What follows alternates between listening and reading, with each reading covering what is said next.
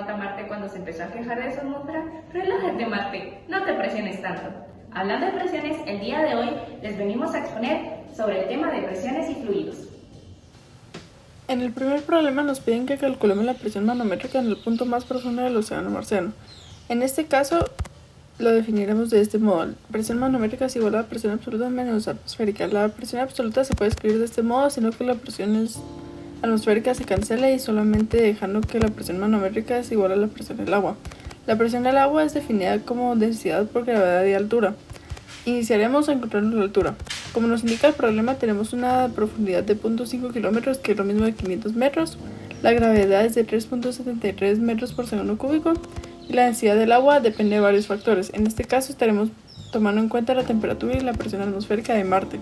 En este caso podemos ver que el agua se encuentra en fase sólida, por lo que nuestra densidad será de 917 kilogramos por metro cúbico.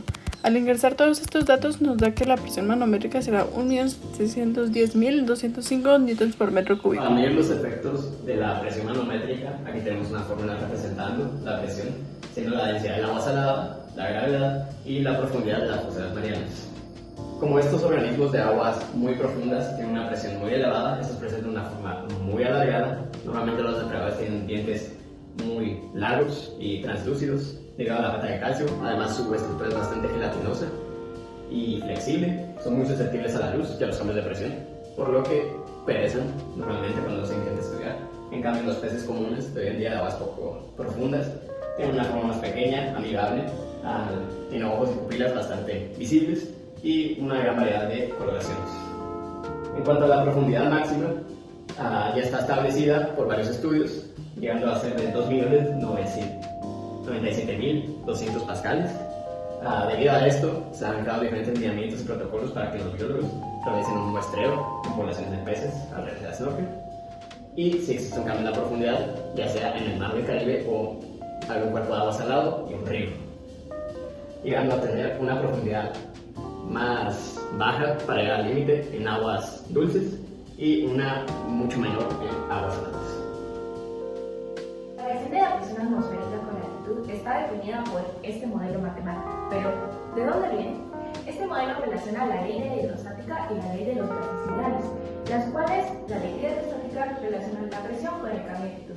Y la ley de los gases ideales, como pueden ver, no usamos como la clásica ecuación de P es igual a nRT, sino como que la P y la N la reemplazamos por la densidad, ya que la presión atmosférica no es un gas o unos moles que se puedan medir, por lo tanto usamos cambios infinitesimales.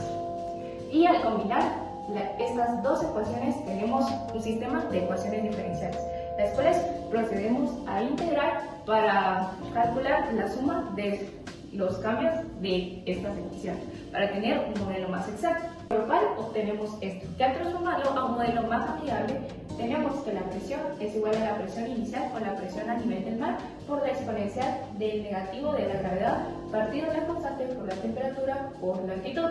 ¿Y cuáles son nuestros factores dependientes de esta ecuación? Claramente la presión a nivel del mar, la cual puede cambiar por factores climáticos, y la temperatura que puede cambiar por lo mismo, y la altitud claramente. ¿Qué es la presión parcial de oxígeno? Para entenderlo podemos empezar con la definición de la presión parcial de un gas, que es definida por la ley de Dalton para las presiones parciales.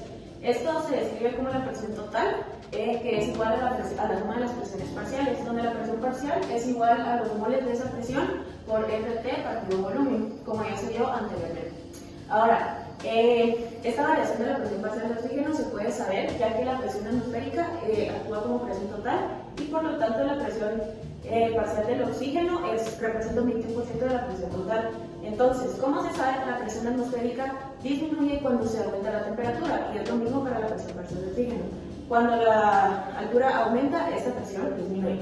¿Qué es lo que sucede con diferentes personas como lo son los deportistas y los biólogos? En deportistas ellos se ven más adaptados a estas situaciones, pero podría ocurrir la hipoxia, que es cuando llega menos oxígeno a todos los tejidos y por lo tanto puede ocurrir la temperatura. Para los biólogos que están menos acostumbrados a estas situaciones, puede ocurrir un aumento de la ventilación al intentar adaptarse el cuerpo a todas estas situaciones y por lo tanto puede generar un aumento en la frecuencia cardíaca. Ahora, los biólogos, ¿cómo pueden aplicar estas situaciones o todo lo aprendido anteriormente a su carrera? Esto lo pueden aplicar mediante modelos de crecimiento poblacional y otros estudios de adaptación y evolución en organismos que están a diferentes alturas, como lo son las aves.